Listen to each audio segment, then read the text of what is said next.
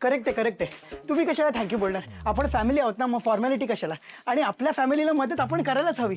तुम्ही असं काय पराक्रम केला हो की त्यासाठी आम्ही तुम्हाला थँक्स म्हणू तुमच्यामुळे माझ्या ताईला मम्मीचा मार खावा लागला त्यासाठी थँक्स बोलू थँक्स म्हणा म्हणे एक मिनिट मला कळतच नाहीये मी तुम्हाला बाहेर काढलंय या माझ्यावर का चिडताय राहू द्या हो तुम्ही जे केलंय ना त्यासाठी आम्ही किती बोललो तरी कमीच आहे नाही किती बोलूच नका जे आहे ते बोला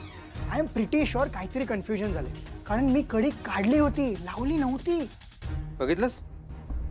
मुली ह्या अशाच असतात तू चांगुलपणा दाखवून काय मिळवलंस अरे एकतर ही एक नंबरची आगाऊ मुलगी आहे बिलंदर कशाला गेलास मदत करायला तुला बोलवलं होतं का मदत करायला तुझं नाव घेतलं होतं नाही ना मग तू कशाला आलास तिथे मी आलोच नव्हतो आणि यालाही सांगत होतो जाऊ नकोस पण माझ्या भावाला पोळका आला होता ना मदत करायचा पाहिलंस चूक केलीस मदत करून म्हणून म्हणत असतो यांच्यापासून लांब राहा एक तर मॅनर्स नाहीत या मुलीला आणि त्यातून नौटंकी अरे, दादा थांब ना ऐका ना तुम्ही यांना सांगा ना एकतर मी काहीच केलं नाही हे अशा का भांडतायत माझ्यावर का चिडतायत हो हॅलो तुम्ही माझ्याशी बोला एकतर आधी मदत करायची आणि नंतर कांगावं करायची ही स्टाईल आहे तुझी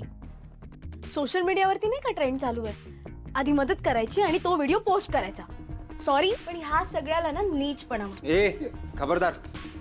माझ्या भावाशी असं बोलायचं ना अच्छा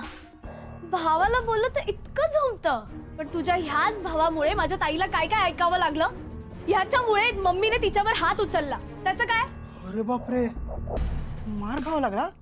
गौतम हिचं ऐकून घेण्याची काही गरज नाहीये खोटे नाटे आरोप करायची सवयच आहे या मुलीला आणि तुझ्यावर आरोप करून काय करणार आहे अजून पैसे उकळणार आहे बरोबर ना आलास पैशावर पैशाचा मास कोणाला दाखवतोस रे हा अरे हो बरोबर हा तुझाच भाऊ ना याच्याकडून काय एक्सपेक्ट करणार ताई नको म्हणत असताना सुद्धा खरेदी करायसाठी मदत केली काय गरज होती हे सगळं करायची अरे मदत केल्यामुळे कोणाला तरी ओरडा पडतोय हे मी पहिल्यांदाच बघतोय दादा ती पर्स विसरलेली म्हणून मी पे केलं आणि मदत केली यात माझं काय चुकलं मदत केली ह्यात काही चुकीचं नाही पण मदत केल्यानंतर अख्ख्या गावभर दिंडोरा फिटवणं ना चुकीचं आहे हे मला वाटतं पण मी कधी गावभर दिंडोरा अरे गौतम तू मला सांगू शकतोस ती माझी बहीणच आहे मी सांगेन ना तिला अगं मार्केटमध्ये गेली होती हळदीचं सामान आणायला आणि नेमकी ती पर्स विसरली मग मी पे केलं आता ती येईल घाईघाईने पैसे परत करायला तेव्हा तू तिला सांगा काही गरज नाही पैसे परत करायची अच्छा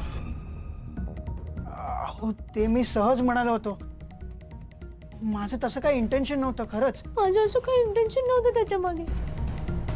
तुम्ही ना दिसायला खूप भोळे दिसता पण असं करायला असं वाटलं नव्हतं म्हणून आम्ही तुमच्यासारख्या लोकांशी बोललोच काय चार हात लांबच राहतो